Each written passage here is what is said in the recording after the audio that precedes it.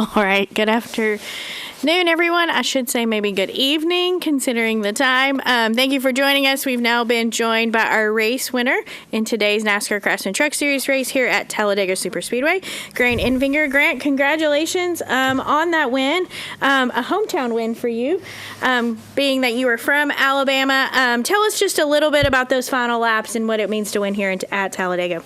Yeah, obviously any win in the Craftsman Truck Series is big, but obviously a lot riding on this one.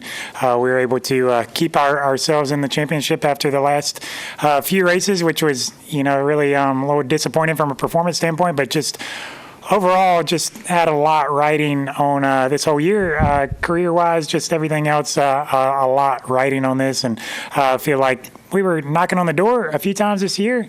Feel like we kind of turned a corner 10 or 12 races ago and performed really well at a high level and knocking on the door for some wins. And then the playoffs started and we stumbled and really just didn't have the speed those first three races. So very happy just after qualifying to know we had speed. Obviously, Talladega is different than most of the places we go to, so you never know how it's going to play out. But had a few good, things go our direction the last week or so. Even Bob picked us, to win. I feel like that's always a kind of good sign. Just overall, just feel like, I feel like we've had some disappointments over the last year and had some, stuff not really in our control take us out of a shot to win. And nice to seal this one off. Biggest thing is we just had speed in our Champion Power Equipment Chevy all day, and I feel like we kind of had the mentality that you want to have coming into the Speedway. And we were kind of bound and determined not to play it conservative. We wanted to be aggressive all day, not make any crazy decisions, but we wanted to, show our show our cards right off the bat that we wanted to get track position. We wanted to stay up front all day, and we were willing to fight for it. So. I feel like we had a couple opportunities for some accidents. Really on lap one, I felt like I was leaning towards going to the outside, and just the whole bottom lane, the four trucks in front of me just checked up or something. I got a little bit of damage on my left front right there. And there the end of that one stage where Sanchez got loose and got into our right rear. And then even coming on the pit road with our green flag stop, which I didn't really know there was anybody in my left rear, and kind of got pushed sideways a little bit. But overall, just things went our direction, but I feel like the things that we could control, we did our job. The guys were great on pit road. We had really good speed in our Champion Power Equipment Chevy all day. Jeff made the right strategy decisions. I think overall, Tim made the right choices on telling me to go high when we went high and go low when we went low, and just the stars lined up for us today. All right. You mentioned a lot was riding on this race. You've become the first driver to clinch a spot in the championship at Phoenix. That obviously has to feel good knowing that you have that secured with Phoenix being here in a couple weeks. Yeah, obviously we can start focusing on Phoenix right away. So that's a huge advantage, I feel like. Not to say that we're just going to let Homestead and Martinsville pass us by, but the way I look at it, we don't have to worry about points for the rest of the year. We can go out for checkered flags these next three races, and from a race car driver standpoint, from a team standpoint, that's a huge advantage. It's also a huge advantage to go ahead and start our prep work early. So, I think overall we have a lot of good things going for us at CR7 Motorsports, but we definitely still have a lot of work to do. Like I said, we still have some questions that are not answered, good and bad, from our performance this year. And just overall very, very proud of what this win means. But realistically, we still have a lot of work to do to win a championship. All right, we're now going to go to questions. If you have a question for Grant, go ahead and raise your hand, and we'll get our mic up front here to start with Stephen. Stephen Toronto, CBS Sports. Grant, last year when you were in the championship four, the way things went at the end, there was an outside sentiment of, geez, not only did Grant lose the title in pretty heartbreaking fashion, but he's also, going to Cody Rohrbaugh's team, which was viewed as a downgrade from what you had at GMS. You brought Jeff over there, you brought your crew from GMS over there, and you guys have really worked to build this program up to being, almost exactly like what you had. How much does winning this race and also getting to the championship validate all the work you guys have done from January onward? Yeah, I mean, I think we've had a lot of heartbreak since that Phoenix race that you're talking about, but I think a lot of the outside world maybe looked at going to CR7 Motorsports as a downgrade for me, but I was in a fortunate position last year to have choices, and I made a choice that allowed me to stay at Team Chevy and allowed it to be part of building this organization. So these are people that I trust to do what they say they're going to do, and yes, it wasn't what I wanted to be competing in this time last year, but from a personnel standpoint and from a parts and pieces standpoint, we have everything we need, and we've had it all year. From Jerry Painter in the Fab Shop to our resources at MHR to just our simulation there with Chevy, we have everything we need. Yes, we're not a four-truck super team or anything like that, and we probably never will be. But we have the parts and pieces and the resources to get the job done. If we couldn't have done that, I wouldn't have done it. So, yes, I know that the outside world probably looks at it as a demotion or whatever, but I had choices, and I could have gone to another mega team per se, but I believed in this vision, and fortunate enough to bring people along that shared that vision. And there was a few people there that knew what we wanted to build and how to build it, and they've done it before. So yes, there's a lot riding on it from a career standpoint because, yeah, that's a big decision when you have other choices and stuff, and you want to go kind of prove the world that you made the right decision. But we had a big heartbreak at Atlanta. I feel like we were in very good position with, 7-8 laps to go there and cut a tire out of the lead. I feel like Darlington, we had a truck that should win the race, and we were running second and run into a tear-off and have to pit on the green. Richmond, I feel like we had the truck to beat on a long run and kind of got used up on a restart. And I'm sure a lot of people in the field can say stuff like that. But to be able to contend for wins in our first year is something I'm very, very proud of. But I'm not proud of our performance as a whole, week in and week out. There's still a lot of, holes that we have and stuff we got to clean up. And truly, there's some questions that we still don't have answers for. So we're definitely not where we want to be going into. If Phoenix were tomorrow, I'm not a happy camper right now, but we have an advantage now, so we can work harder on Phoenix. We can try to figure out what went wrong in some of those other races. And I think a little bit of just locking in early gives us a big advantage. The other thing I wanted to ask, you had Bobby Gill's name on the side of your truck for this weekend, and, you made your debut for him here back in 2010. I know you had a throwback to him earlier this year as he's been fighting his illness. Can you just talk a little bit about Bobby and putting his name on the truck this weekend? So that's not 100% accurate. When I made my debut here, it was with Danny Gill.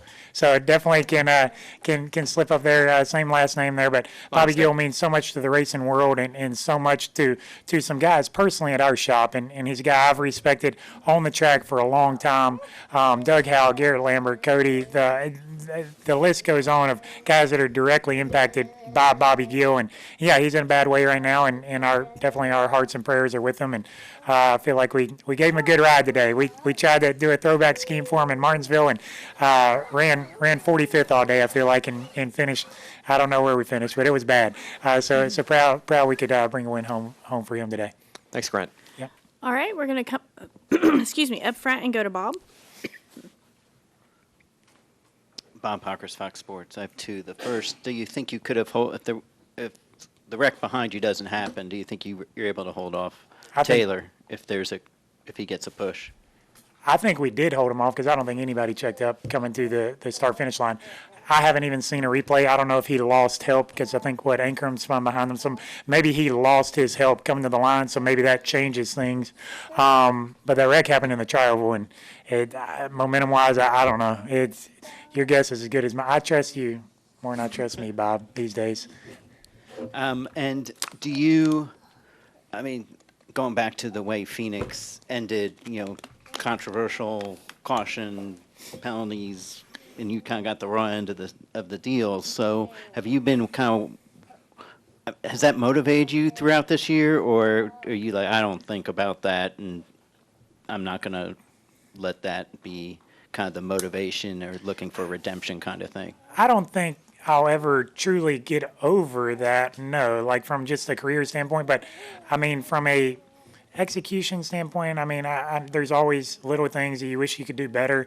I've never looked back on that thinking that I should have dumped Ben or anything like that. I have zero regrets as far as that goes.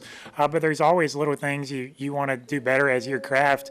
And, I look at Phoenix as I feel like we had a second place truck and nobody could have touched Heim. And then obviously, Hocevar wrecks Heim and Heim wrecks Hocevar. And yeah, it gave the truck series a black eye.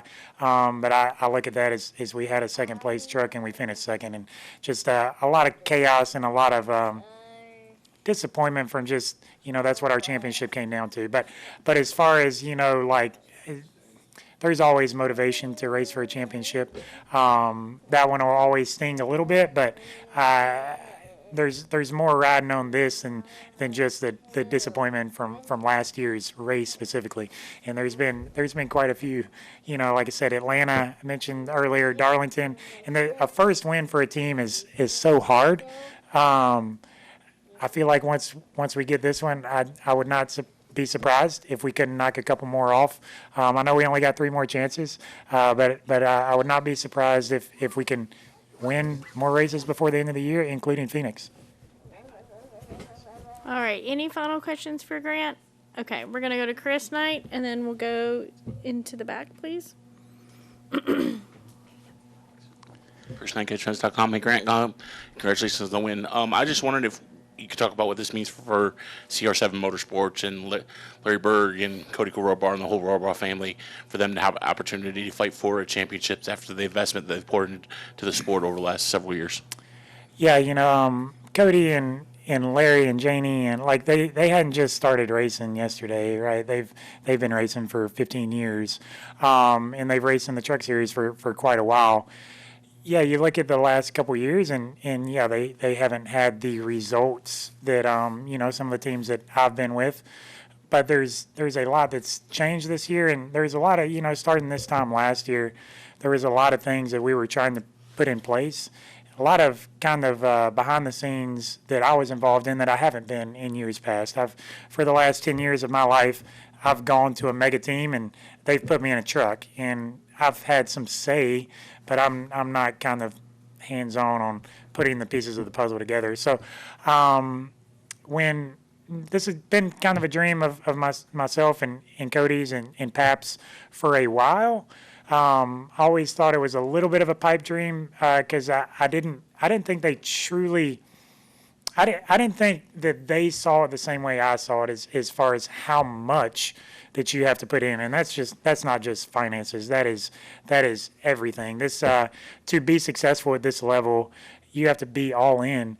I didn't feel this time, I don't know, a year and a half ago, I didn't feel like that, but I've been really, really close with Cody. I told him about my other offers on the table and my other options, and I never asked him for a ride or anything, but when he had said something at one time that indicated that, like, he wanted to build something that I wanted to build. And when we started digging deeper into where I believed it was something that he truly and Larry truly wanted to do, then I was all in. Then it was a matter of, okay, well, how do we get these people on board? How do we continue our relationship with Champion?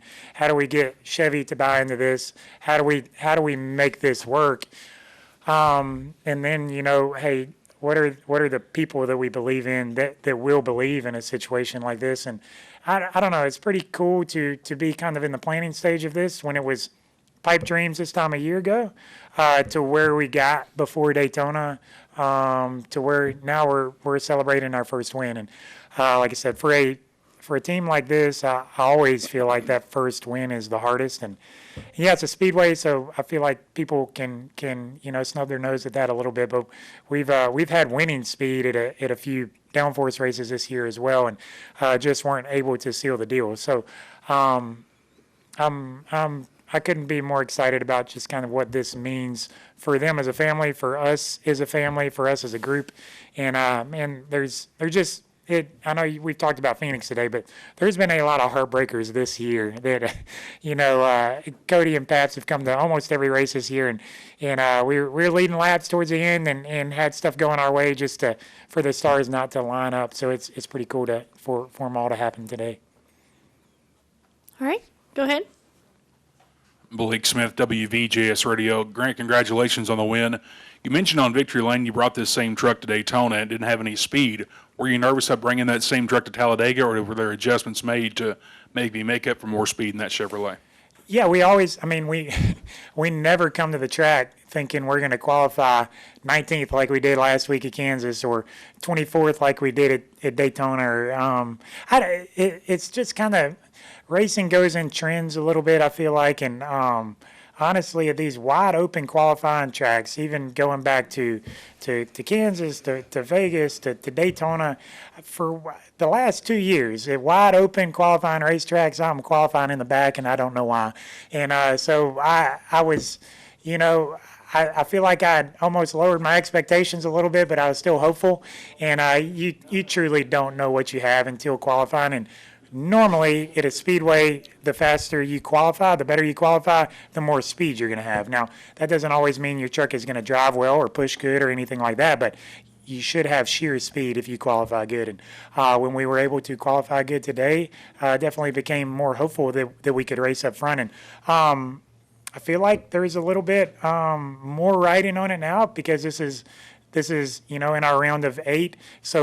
So qualifying means a lot more for your first stage, similar to how we kind of looked at Bristol the other day. Like, if you could qualify in the top 3, chances are you're going to run in the top 3 to 5 in that first stage, which just sets you up so much better through the race. And that's how it kind of played out for us today, and we were able to maintain fairly good track position the entire day, even after the green flag sequence, even after our second stage where we took 4 tires.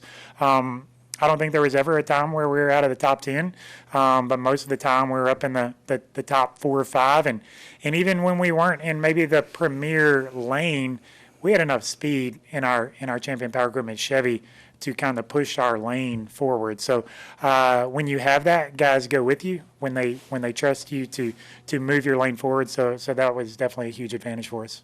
Thank you. All right, Grant, thank you so much for spending some time with us. Congratulations on that win. Thank you.